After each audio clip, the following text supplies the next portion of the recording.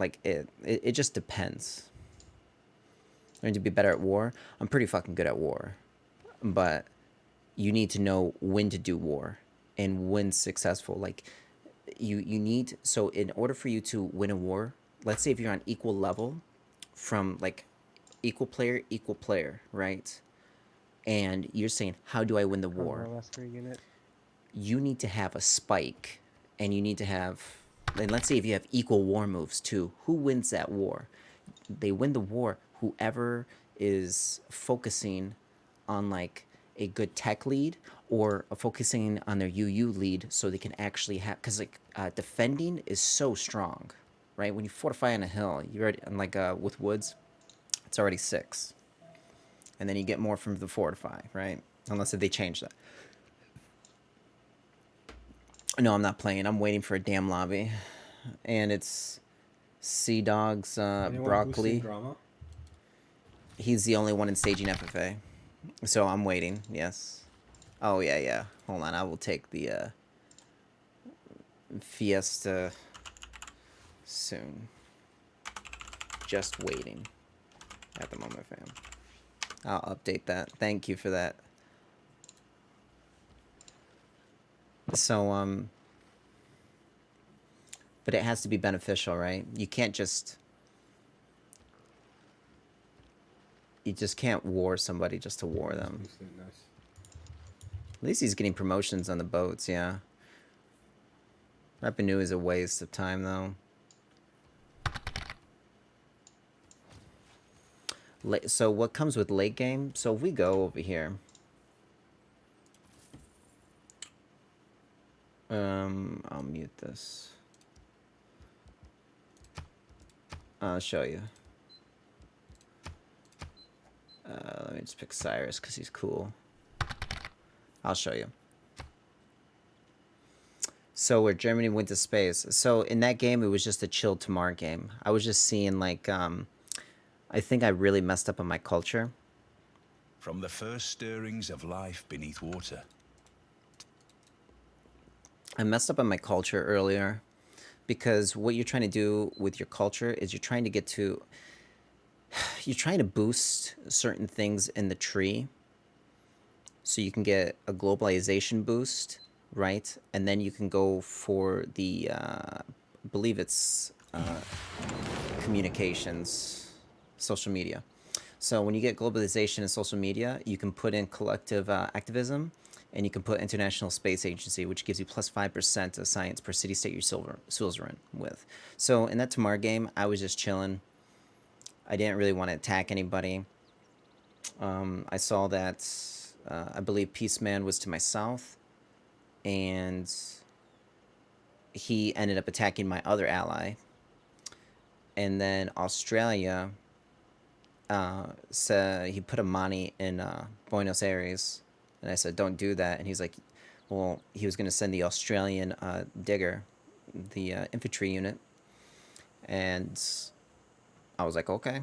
Like, you know, I was waiting. But he never did anything with my city-state. So I was just chilling, letting people play their game. And I was just practicing on my sim. Yeah. I could have had 2 settlers out earlier. For the last two cities out earlier, and I think my sim was quite fine, but I did need to push. I was building things that I really didn't need to build, but I was spending all of the gold and everything that I needed, and I was scouting quite nicely too. Scouting's so key in FFA too, because if you're missing out on like a couple science city states, it's really going to hinder your game, and you're going to miss out on a few turns. But with your question at war, so with war, a later game war. So like, here's a thing, and it'll make more sense. Wow, God of open sky, yeah. Okay. So let's say if you make push, right? You have night push, and like okay, we got a 50 strength unit, right? What makes this 50 strength unit better, right? It's going to make it better by going to nationalism. Because if you core it up, now it's 60 strength, right? But what's even better? 67 strength. And then what if you have like cuirassiers? Now it's at 74 plus the 7, it's 81. What if you go and then over here, late game war with fascism is top shelf because first, and it's more efficient too. You don't want to build units without cards, and if you can wait, like you want to build enough units for defense, whatever, and the boosts that you need for like mobilization and nationalism and combined arms. But if you can wait, fascism gives you the inherent or the government bonus is plus 50% production towards units, which is absolutely insane. And then on top of that, I always feel pressured when playing in games with Germany, Mile, who rush Rincons, because it's hard to get to them in time. If you make it a goal, you can get to them, but you have to be. What the fuck is going on? Fucking. It's like a sock, but with my pants. You know when there's like a little string on your sock? It was like that in my. I don't know what the fuck. But like you get in fascism, you get War Department, and if you don't know what War Department is, it's a government where you get 20 health on kill. All right, so you get like a mini Cynthia bonus. So when you kill a unit, so let's say that unit has 20 health left, now it's at 40, and maybe it has promotion, and then you move it out of the way, you promote it, now it has 90 health, plus a promotion, and then you can move up your fresh tanks to attack with the artillery in the back, and maybe your bombers in the back, whatever have you. Extremely powerful in war. And it's just like that attack first is going to get you victory. Hold on, my fucking fan is tripping, dude.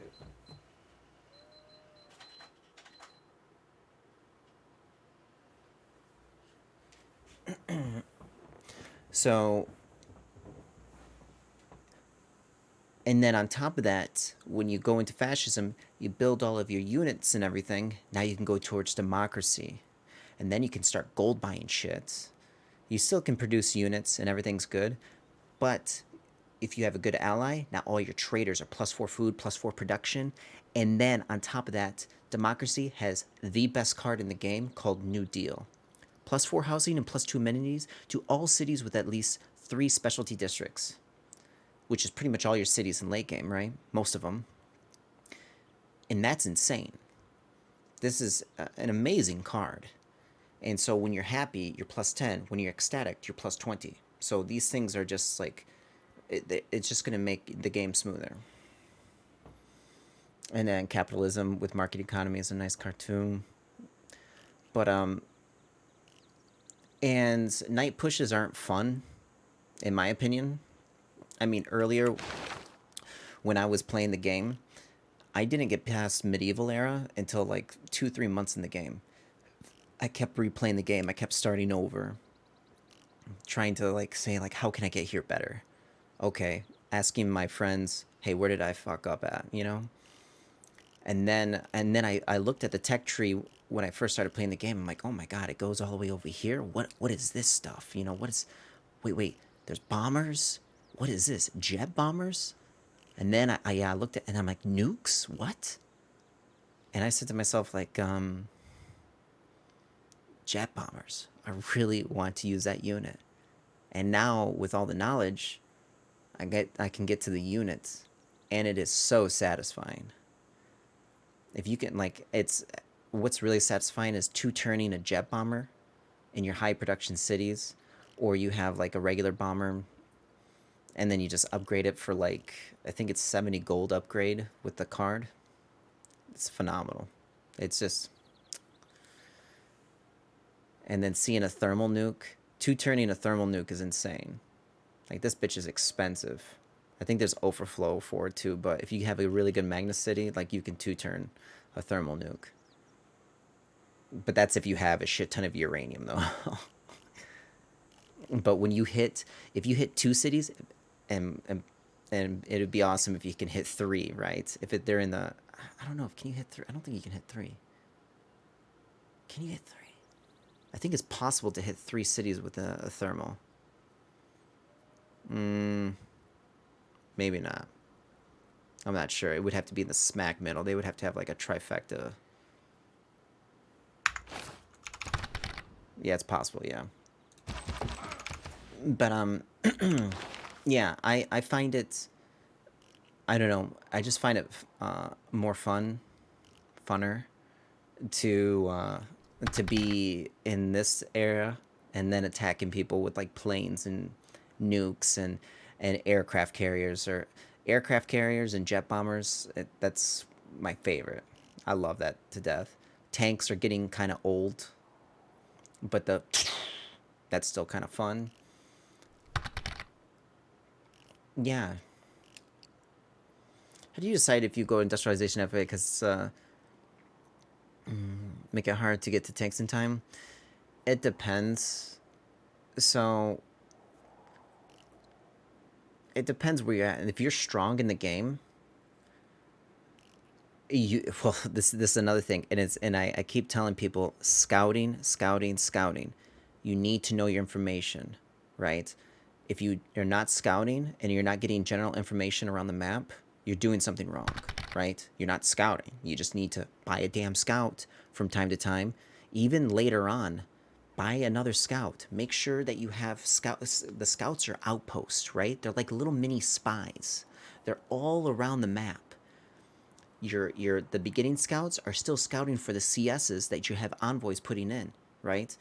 The other scouts that you're buying are the ones that are creating a perimeter around your area, scoping things out.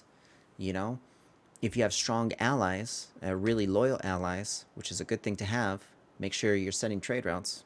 You know, make sure you're like strengthening that bond. Go towards industrialization, but make sure you're boosting shit too. Just don't click on industrialization and call it a day. Unless if you're playing Korea or some kind of fucking crazy ass civ that's can get it turned fucking 50. You know, I think 50-55 is pretty strong on hardcore science civs. But build a damn knight. You know, go towards complement your curve by getting apprentice. Well, everyone's gonna go for this shit, right? Duh. But go towards knights, get +1 food, grow faster. Pastures, like look at stirrups right here. Fuck yeah, I'm gonna do stirrups right here. I'm gonna go open sky all day, whatever, yeah? But complement your growth. Do a couple of these techs. Make sure if this shit's not boosted, don't click on it. Lumber mill. How do I get a lumber mill? Construction. How do I get the water mill? Wheel, right? And if you're strong, Juicy Australia Star, yeah, right. And if you're strong, then you can say, if people are like, oh, CC turned 81, now you can do it in private, chat. You can click no, and you game on, right? That's just that. If you want to play later, you got to be strong. You can't just, like, if my game didn't desync last game, I don't CC. I got tech lead, right? And I'm still 1 turning shit. Maybe 2 turning, like, the later things, right? Over here, but my science is getting up. You have to have weight behind what you say. And if you're boosting stuff, if you have like a good empire, then you can be like, nope, no CC. You can click no, the X and the DM from the CPL bot, and you can do that confidently, and then you can go on through the game, right? If you know a civ is gonna beat you to just, would it make sense to skip it and go straight to tanks? So, let's get some music on here. Hold on, it's kind of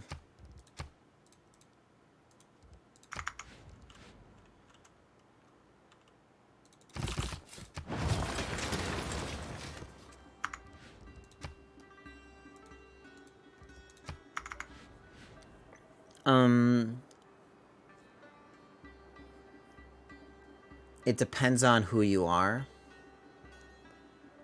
So people that go towards industrialization, okay, that's, I mean, that's just a big question, right? Because, like, they have to get here, okay? It depends how fast they get there. If they're getting there, but you're going over here, right? You need to have these things boosted. Excuse me.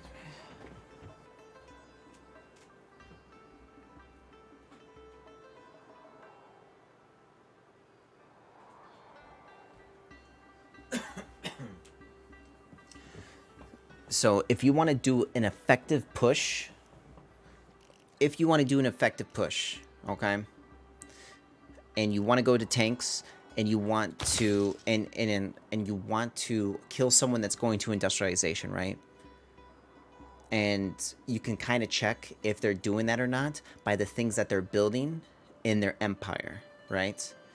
If they are boosting these things correctly. Because when you go in here, you can penalize them by having all of these things boosted, because they're going to have, when they go to industrialization, for their defense, they might already be to ballistics. Some people are greedy as shit, and they barely have printing done or whatever.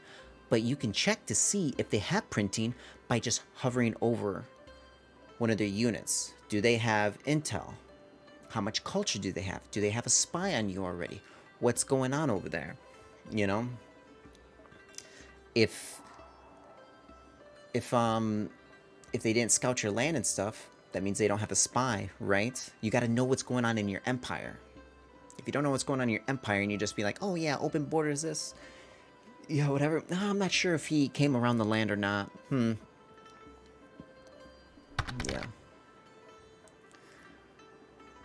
So if they have the only way you can know if they have like a spy is if they do the listening post and then they have intel on you, right? If they have printing and you have printing, it's negated. But if they're doing another mission, you're just gonna get hit, right? The only way you can lower down a mission success inside of a city is if you have a diplocorder next to it. Government does a government plaza work? I don't know if where are we at? I don't think plaza does shit. No, I don't think plaza does shit.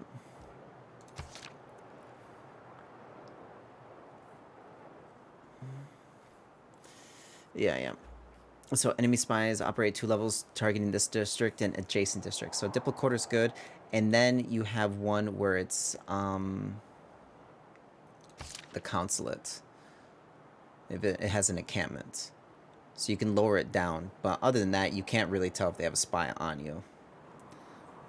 I knew someone had a spy on me because they had if I'm going to attack somebody, I don't have diplomatic visibility on them, because that's a red flag. If someone's like actively looking at something like that. Hi Sophie, good morning. If someone's actively looking for that, you're screwed. Your plan, they're gonna be like, hey, so and so has visibility. Why the hell do they just have visibility on me? Leave the spy chilling in there. Maybe do a spy mission in someone else's lands. Maybe create some kind of dialogue or some kind of, like, you know, chat with the other and be like, hey, my spy, sorry about that, you know? And then they think, hey, those two are duking it out. Must be problems. I'm going to sit back and sim and, you know, I think everything's fine.